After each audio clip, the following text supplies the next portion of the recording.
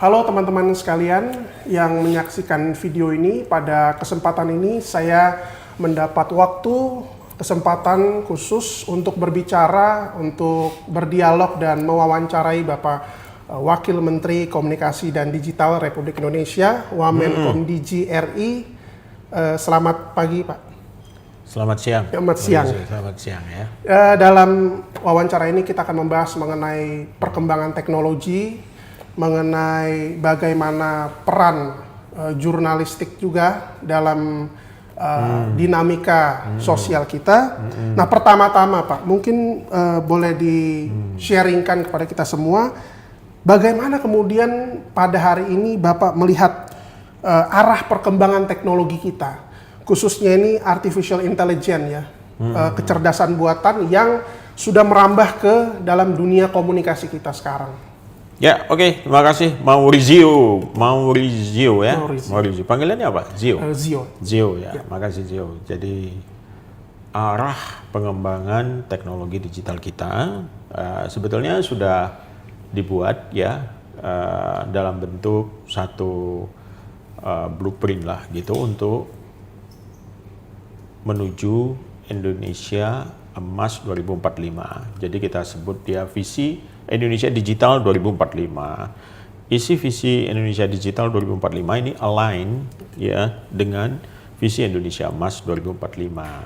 Nah, secara digital atau agenda digital bangsa kita menuju 2045 adalah melakukan transformasi digital menuju kemandirian digital ya, baik dari sudut talenta digital maupun dari sudut infrastruktur, dan kita juga bisa membangun satu ekosistem digital yang tangguh ya dan bisa menopang pertumbuhan ekonomi digital.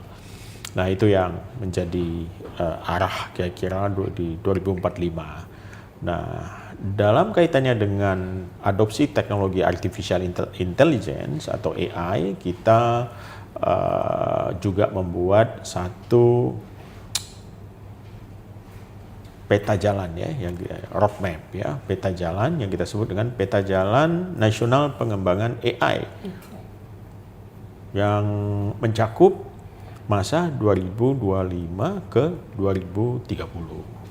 Nah, dalam kerangka itu kita mencoba merespon perkembangan artificial intelligence yang sekarang begitu dinamis ya. Mungkin Zio dan kawan-kawan juga sudah memakai teknologi artificial intelligence ini dalam bentuk generative AI, dan kita tahu ada banyak sekali inovasi-inovasi yang dilakukan terkait dengan artificial intelligence ini, dan produk-produk ya, platform-platform yang berbasis artificial intelligence masuk ke berbagai sektor.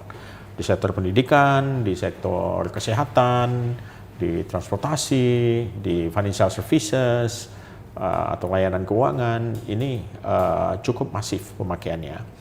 Dan kita berharap dengan adanya peta jalan nasional artificial intelligence ini, para pengembang dan pemakai AI ini tahu apa yang harus mereka lakukan. Yang pertama adalah membuat produk-produk yang etis dan ada dimensi responsibility-nya. Lalu juga bagi pengembang, dia juga harus menjamin prinsip-prinsip misalnya accountability, transparansi, dan juga safety itu ya, aman, sehingga dia menjadi trustworthy platform yang berbasis AI. Begitu. Oke. Kalau bisa digambarkan, mungkin ya bisa digambarkan secara sederhana, menurut pandangan Bapak, apa yang sekarang ini menjadi tantangan, tetapi juga menjadi peluang bagi dinamika informasi kita ke depannya yang berkaitan dengan perkembangan teknologi ini? Apa tantangan? Tantangan dan peluang yang mungkin Bapak bisa gambarkan. Iya, tantangan terbesar kita adalah bagaimana menutup kesenjangan digital yang ada dalam kaitan transformasi digital ya. Kesenjangan digital itu atau digital gaps itu berlangsung di dua sisi. Yang pertama di infrastruktur digital, belum semua daerah itu merata dalam soal akses ke infrastruktur digital ini. Kalau soal telekomunikasi, saya kira jaringan telekomunikasi yang sudah dibangun oleh pemerintah itu memang sudah mengcover semua daerah-daerah yang dihuni gitu. Jadi ada hampir 97% wilayah yang dihuni di Indonesia itu sudah terkoneksi. Nah, tinggal masalahnya adalah kualitas layanannya. Ini yang belum begitu merata, 97% itu. Nah, penetrasi internet itu juga sudah 80%. Itu mengisyaratkan bahwa Indonesia dari sudut infrastruktur itu sudah sama dengan sejumlah negara-negara lain, terutama di negara tetangga. Rata-rata semuanya sudah di atas 80% penetrasi internet. Dan untuk Indonesia yang jumlah penduduknya merupakan 40% dari wilayah ASEAN gitu ya, kita punya 290 juta penduduk. Ya, itu bisa dibayangkan, ASEAN itu seluruh penduduknya sekitar 700 juta ya. Jadi kalau 290 ya kita cukup besar gitu ya, cukup besar, sekitar hampir 40%. Nah, jadi saya kira penetrasi internet sampai 80% itu adalah angka yang baik ya, dan juga mencerminkan ada satu kekuatan pasar digital yang luar biasa. Nah, tapi disinilah tantangannya, bahwa kita dalam proses transformasi digital ini tidak ingin hanya menjadi pasar. Kita harus jadi pemain, kita harus menjadi pemimpin ya dalam adopsi teknologi dan juga dalam mengembangkan teknologi AI ini. Nah, kita ingin menjadi hub buat pengembangan AI setidaknya di Asia Tenggara. Menjadi hub dalam soal apa? Pembangunan digital talentnya, pembangunan infrastruktur industri AI-nya. Nah, kita bergerak ke arah sana dengan melakukan kolaborasi di banyak sektor yang akan mengadopsi teknologi AI ini. Oke, jadi mungkin tantangannya adalah mengenai kualitas daripada distribusi telekomunikasi yang sudah dilaksanakan dengan baik, hanya terkait dengan kualitas. Lalu peluangnya mungkin akan dilakukan kolaborasi sehingga kita tidak hanya berada dalam pasar digital saja ya, tetapi juga dalam proses pengembangannya teknologi itu. Oke. Nah, yang saya baca juga bahwa dulu Bapak pernah bekerja dalam lingkungan pers ya, sebagai seorang wartawan. Bagaimana kemudian melihat pola kerja yang dulu dan sekarang dengan ada sentuhan daripada teknologi, perkembangan teknologi ini? Ya, tentu saja perkembangan platform digital ya, terutama media sosial, itu mengubah lanskap arus informasi yang diterima oleh masyarakat. Kalau dulu media-media itu memproduksi informasi dan dia punya audiens yang cukup bisa dia baca, atau audiens yang bisa di capture ya secara real. Misalnya begini, koran seperti Kompas atau seperti Media Indonesia, Republika yang dulu masih ada cetaknya, dan atau koran cetak nasional lainnya, itu sudah jelas audiensnya gitu. Nah, tapi kemudian begitu bertransformasi menjadi media digital ya, atau versi digital, audiens ini kemudian termediasi oleh yang namanya platform gitu ya, platform yang kemudian mengatur bagaimana konten-konten yang ada dari media itu bisa sampai ke audiens. Dalam kata lain, dengan platformisasi saat ini, media kehilangan kontrol terhadap audiensnya. Dan ini adalah satu hal yang paling signifikan dari satu industri media. Industri media dibangun oleh dua hal, dua tiang yang paling penting. Satu audiens, satu lagi publisher. Ya kan? Itu dua entitas yang sangat penting. Dan disitulah relasi antara publisher dan audiens inilah yang menentukan karakter media yang bersangkutan, gaya jurnalistiknya, sikap politiknya, atau sikap editorial ya, atau kita sebut dengan politik redaksional. Itu sangat ditentukan dari audiens yang mau mereka serve atau mereka layani. Nah, saat ini kita agak kesulitan karena platform itu yang menghimpun audiens. Dan audiens rata-rata yang dihimpun oleh platform bergerak berdasarkan algoritma. Dan algoritma ini membunuh yang namanya loyalitas, karena informasi-informasi yang datang kepada si pembaca itu merupakan informasi-informasi yang mereka senangi. Dan apa yang mereka senangi itu nggak selalu datang dari media yang biasa mereka baca, tapi juga datang dari media-media lain gitu. Nah, dengan demikian algoritma yang dibuat oleh platform media sosial ini sebetulnya mencoba melakukan profiling terhadap pembaca-pembaca, apa yang mereka suka dan apa yang mereka tidak suka. Dan data ini memang dibutuhkan oleh platform media sosial pertama-tama untuk kebutuhan marketing, untuk kebutuhan advertorial, karena sumber penghasilan media sosial ini juga berasal dari seberapa banyak istilahnya AdSense yang mereka jual ya, advertorial yang mereka jual melalui algoritma yang sudah diset sedemikian rupa sehingga bisa memperbesar reach, bisa memperbesar paid views untuk konten-konten tertentu yang memang ditargetkan dan berbayar.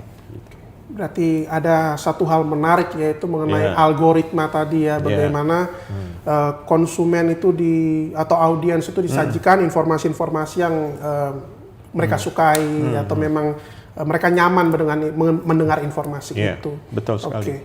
Nah, ada nggak Pak mungkin cara untuk kemudian kita sebagai audiens itu kemudian men-tackle algoritma yang ada sehingga tidak semua informasi-informasi yang diberikan kepada kita itu kita telan mentah-mentah karena kita suka. Gitu, Pak.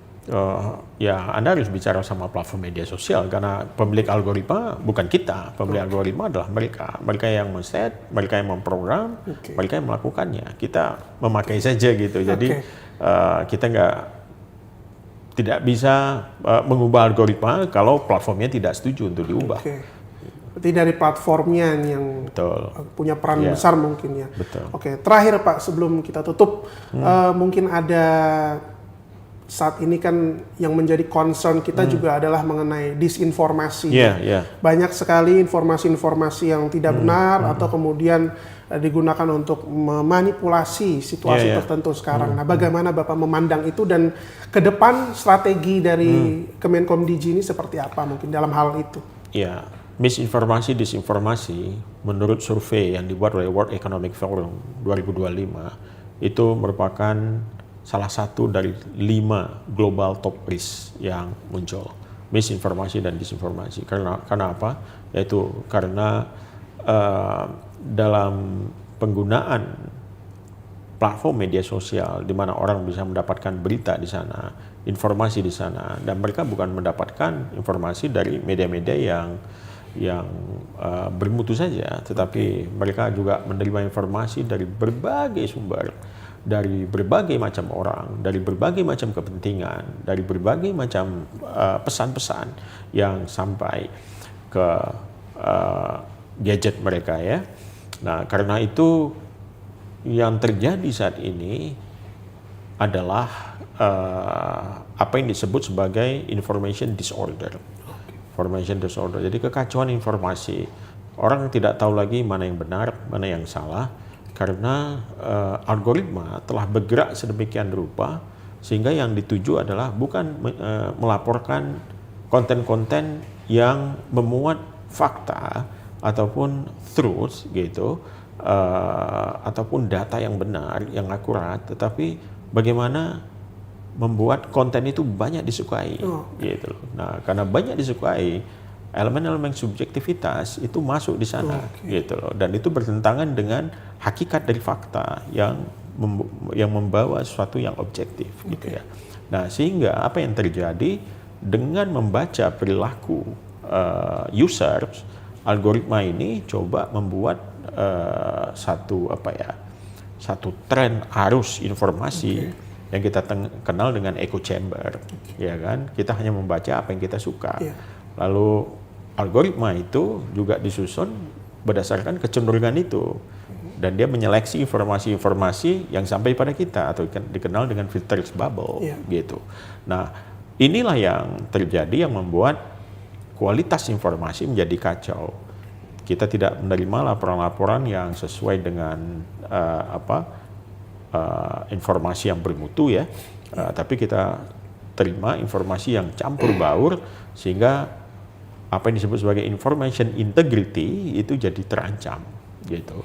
Dan jurnalisme yang berkualitas, media-media yang mengusung jurnalisme yang berkualitas itu mungkin tidak mendapatkan tempat yang pantas atau tempat yang seharusnya di tengah arus informasi yang ada gitu. Karena ya algoritma itu memperlakukan semua konten-konten berdasarkan seberapa besar traffic atau likes yang dihasilkan gitu ya. Seberapa besar satu konten itu bisa menghimpun audiens gitu. Nah, jadi ukurannya adalah seberapa populer. Gitu loh. Seberapa populer konten-konten itu bisa menarik perhatian. Menahan orang untuk bisa menonton lebih dari 1-2 menit kalau itu video gitu ya. Atau bahkan untuk platform kayak TikTok, Anda tidak usah tekan likes, Anda berhenti aja untuk 4-5 detik di satu scroll, Anda dianggap suka. Sehingga kemudian datang konten-konten lain yang sama. Terus itulah echo chamber. Nah, jadi dalam keadaan begitu, yang terbangun adalah persepsi. Dan semua konten-konten itu jadinya generate perception, not delivering truth. Jadi itulah apa yang sudah lama kita dengar sebagai dunia post-truth. Ya. Jadi yang paling penting adalah persepsi, membentuk persepsi. Benar apa salah itu nomor 2. Gitu. Yang benar bisa jadi salah, yang salah bisa jadi benar. Gitu. Oke, baik. Ya, Terima kasih banyak Bapak Nezar Patria, Wakil Menteri Komunikasi dan Digital Republik Indonesia. Terima kasih banyak atas waktunya. Siap. Terima kasih ya.